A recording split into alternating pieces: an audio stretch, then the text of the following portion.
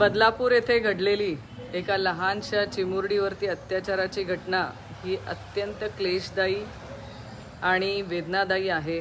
खरं सुसंस्कृत अशा महाराष्ट्रामध्ये गेल्या अनेक दिवसांपासून ज्या महिला अत्याचाराच्या घटना घडतायत ह्या खरंच महाराष्ट्रातल्या जनतेची मान खाली घालणाऱ्या आहेत। आज एका चिमुरडीवरती जी घटना घडलेली आहे तिच्यावर अत्याचार करणारे जेवढे दोषी आहेत तेवढेच दोषी तिथले पोलीस कर्मचारी आहेत, ज्यांनी 12 तास हा गुन्हा नोंदवायला वेळ घेतला।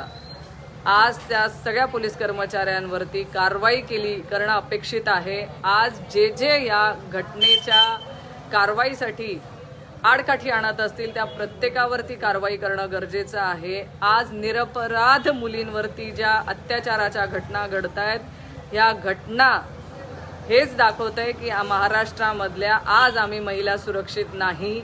आणि आज कितीही सरकार लाडकी बहीण म्हणून 200 कोटी रुपये खर्च करून जो प्रचार आणि प्रसार करण्याचा प्रयत्न करतंय, पण हे आजची जी घटना आहे किंवा गेल्या अनेक दिवसांच्या ज्या घटना घडलेल्या आहेत ह्या सरकारचे डोळे उघडणाऱ्या घटना आहेत की आम्हाला तुमच्या लाडक्या बहिणींचे 1500 रुपये नकोयत, तर आम्हाला सुरक्षित वातावरण महाराष्ट्रामध्ये अपेक्षित आहे।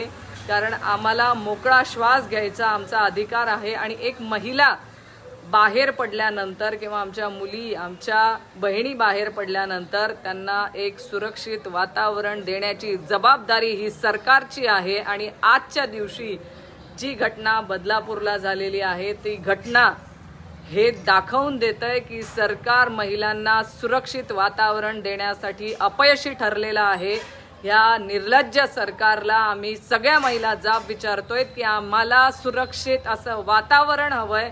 आम्हा महिलांना, आमच्या मुलींना, आमच्या बहिणींना एक सुरक्षित वातावरण देणं ही तुमची जबाबदारी आहे। आज रोजी या सगळ्या वातावरणाची जबाबदारी स्वीकारून गृहमंत्र्यांनी राजीनामा दिला पाहिजे आणि राजीनामा देऊन त्या आरोपींना फाशीची शिक्षा झाली पाहिजे आणि ही केस फास्ट ट्रॅक कोर्टात गेली पाहिजे। फास्ट ट्रॅक कोर्टात ही केस चालवल्या गेली पाहिजे आणि या संदर्भातला निर्णय लवकरात लवकर सरकारने देणं अपेक्षित आहे।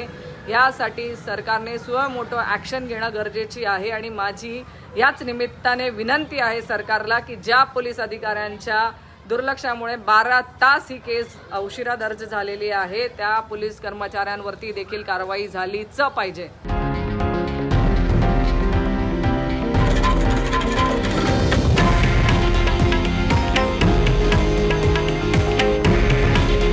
हे आहे देशातील नंबर 1 न्यूज नेटवर्क आणि आपण पाहत आहात TV9 मराठी।